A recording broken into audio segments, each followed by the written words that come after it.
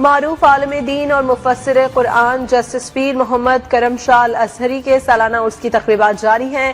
دنیا بھر کے عقیدت مند شرکت کر رہے ہیں۔